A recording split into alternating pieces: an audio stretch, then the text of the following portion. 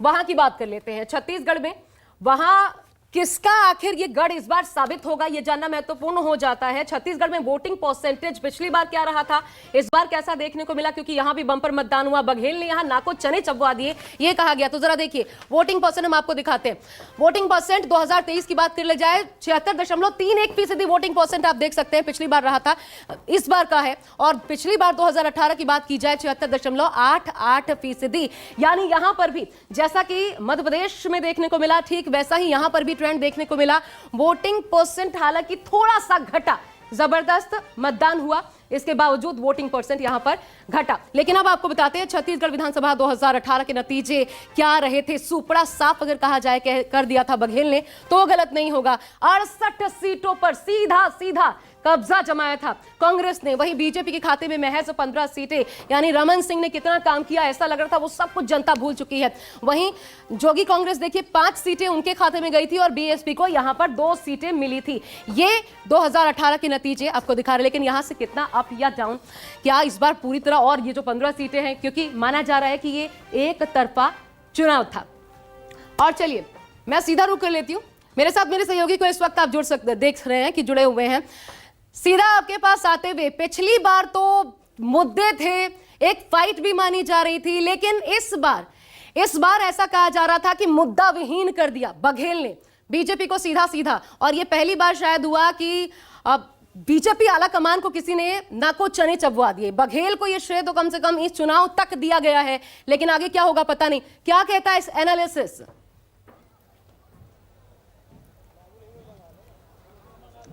बिल्कुल, इस समीकरण को भी मैं समझाऊंगा, लेकिन मैं चाह रहा हूं कि एक बार थोड़ा रिएक्शन भी ले लेते हैं। न्यूज़ 24 और चाणक्य का जो एग्जिट पोल आने वाला है, जनता जरा एग्जिट पोल पर क्या कहते हैं वो पूछते हैं। जो एग्जिट पोल आते हैं चुनाव के बाद, उसको लेकर क्या आप लोगों का आकलन है, क्या सटीक रहता है, रिजल्ट के आसपास हम लोग देते हैं? न्यूज़ 24 और चाणक्य को लेकर क्या कहेंगे? एग्जिट पोल के रिजल्ट के बारे में जो मेरा मानना है उतने सटीक मैं मानता नहीं हूँ, क्योंकि जितना परसेंटेज वोटिंग का होता है उसमें आप 1% से भी कम परसेंट लोगों को इन्वॉल्व करके ये रिजल्ट बनाते हैं, तो मैं उतना विश्वसनीय नहीं मानता। मगर फिर भी एग्जिट पोल काफ़ी, यानी एक तरीके से कहा जा सकता है कि बहुत ये प्रभावित करता है रिजल्ट को, क्योंकि जिस क्षेत्र में जिस पार्टी की लहर चल रही होती है, अधिकांश युवा या जो मतदाता हैं वो उसके पक्ष में ही आपसे। 18 में हम लोगों ने एक आकलन दिया था छत्तीसगढ़ में, जैसे 60 सीटें कांग्रेस की आ रही है, लगभग उसी के आसपास सीटें आई थी। इस बार भी हम लोग एग्जिट पोल आने वाला है, अभी शुरू हो जाएगा शाम 5:30 बजे से। क्या लग रहा है छत्तीसगढ़ में, क्या देख रहे हैं इस बार? छत्तीसगढ़ में मुझे जो लगता है वो लग रहा है बिल्कुल परिवर्तन की लहर है। तो 60 तो नहीं कहूंगा, मगर टक्कर बिल्कुल 19 और 20 की टक्कर। क्या लग रहा है छत्तीसगढ़ में इस बार, क्या कह रहा है? इस बार लड़ाई कांग्रेस और भाजपा के बीच में ही है। लड़ाई बराबरी की लड़ाई है। अगर कोई नेता पलटी नहीं मारते हैं तो निश्चित ही कांग्रेस सरकार बनाएगी। अगर कोई नेता इधर उधर पलटी मार देते हैं तो बीजेपी तोड़ फोड़ के सरकार बना सकती। बघेल जी ने जबरदस्त जो है काम किया है छत्तीसगढ़ में, क्या लग रहा है बघेल जी को हरा पाना मुश्किल है? बिल्कुल बिल्कुल रिपीट हो रही है सरकार इस साल फिर से, और बाकी 50-50 का चांसेस आ रहा है, लेकिन 100% चांस है कि भूपेश बघेल की सरकार बने। क्या लग रहा है एग्जिट पोल आने वाला है? पूर्ण बहुमत से सरकार बन रही है कांग्रेस की। क्या लग रहा है एग्जिट पोल आ रहा है सर? एग्जिट पोल को छोड़िए सर, हमको टिकट दिलवाइए। सर मैं आ रहा हूँ उस पे आ रहा हूँ, मैं चुनाव पे आ रहा हूँ अभी। जी, सारा दारोमदार है बीजेपी के एमओआई फैक्टर पे। अगर अमित शाह कोई खेला नहीं करते हैं तो कांग्रेस यहाँ सरकार बना लेगी। कांग्रेस सरकार बना लेगी। देखिए छत्तीसगढ़ में तो ज्यादातर लोगों का मानना है कि बघेल सरकार जो है वो रिपीट हो रही है, और ज्यादातर लोग ये भी कह रहे हैं कि एग्जिट पोल में जो आंकड़े आते हैं उस पर भरोसा तो है, लेकिन फिर भी रिजल्ट कई बार चौंकाने वाले भी आ सकते हैं। लेकिन हम लोगों ने जितने लोगों से बातचीत की है वो सब ये मान के चल रहे हैं कि बघेल सरकार जो है वो रिपीट होने जा रही है जी। एक समीकरण मैं समझाता हूँ, इस बार फाइट की स्थिति क्यों बनी है। फाइट की स्थिति इसलिए बनी है क्योंकि बीजेपी ने अपने तमाम बड़े नेताओं को इस बार चुनाव लड़ाया है, सांसद चुनाव लड़े हैं, केंद्रीय मंत्री चुनाव लड़े हैं, तो उससे जो मुकाबला है वो बड़ा दिलचस्प हुआ है। यहाँ तक कि मुख्यमंत्री भूपेश बघेल की जो सीट है पाटन सीट, वहाँ से उनके भतीजे विजय बघेल जो कि दुर्ग से सांसद है, उन्हें चुनाव लड़ाया गया है। और उसी सीट पर स्वर्गीय अजीत जोगी के बेटे अमित जोगी जो कि जनता कांग्रेस छत्तीसगढ़ जे के प्रदेश अध्यक्ष है, वो भी चुनाव लड़ रहे हैं। तो इसी तरह से बहुत सारी सीटें जो हैं वो बड़ा दिलचस्प है, और इसलिए ये कहा जा रहा है कि बहुमत का जो आंकड़ा रहेगा उसमें बहुत ज्यादा अंतर कांग्रेस और भाजपा के बीच दिखाई नहीं पड़ेगा, लेकिन जो वोट परसेंटेज है उसको आप समझेंगे तो 18 के आसपास ही है, लेकिन महिलाओं का प्रतिशत पुरुषों से कहीं ज्यादा है और महिलाओं को साधने की कोशिश बीजेपी ने 12,000 रुपये देने का वादा करके किया है, तो 15,000 देने की बात कांग्रेस ने भी किया है। तो महिला, किसान, ये सबसे बड़े फैक्टर हैं जो कि इस चुनाव को प्रभावित कर रहे हैं। इसका समर्थन जिस पार्टी को जाने वाला है, सरकार उसकी रिपीट होने वाली है, इसमें कोई दो राय नहीं है। तो महिलाएं दरअसल साइलेंट वोटर होती हैं, हर बार हम ये देखते हैं, और साइलेंट वोटर्स कब क्या खेल कर जाएं। और ये बात माननी पड़ेगी वैभव की जो लोग हैं, आम जनता है जिन्होंने वोट डाला, वो भी बड़ी समझदार है।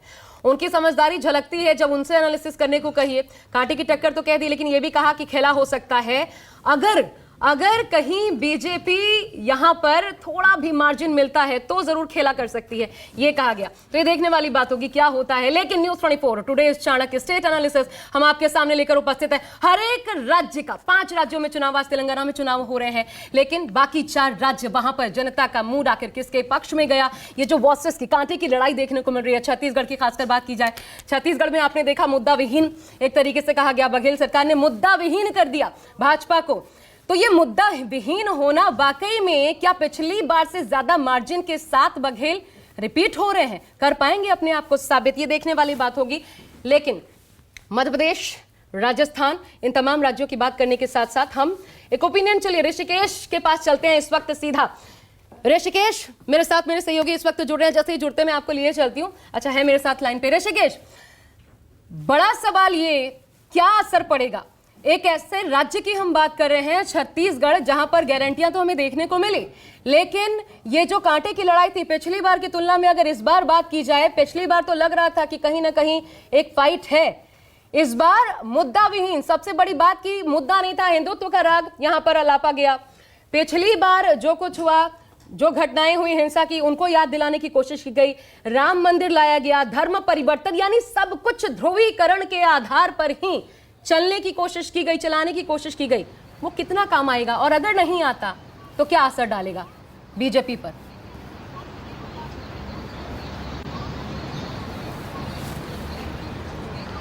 आशा, देखिए 5 राज्यों के जहां विधानसभा चुनाव हुए हैं और जहां तेलंगाना में चल रहे हैं, उसमें छत्तीसगढ़ इस मायने में अलग है, खास करके कांग्रेस के लिहाज से, क्योंकि इन राज्यों में छत्तीसगढ़ में भूपेश बघेल के मुकाबले कोई वैसा चेहरा बीजेपी के सामने दिखा नहीं।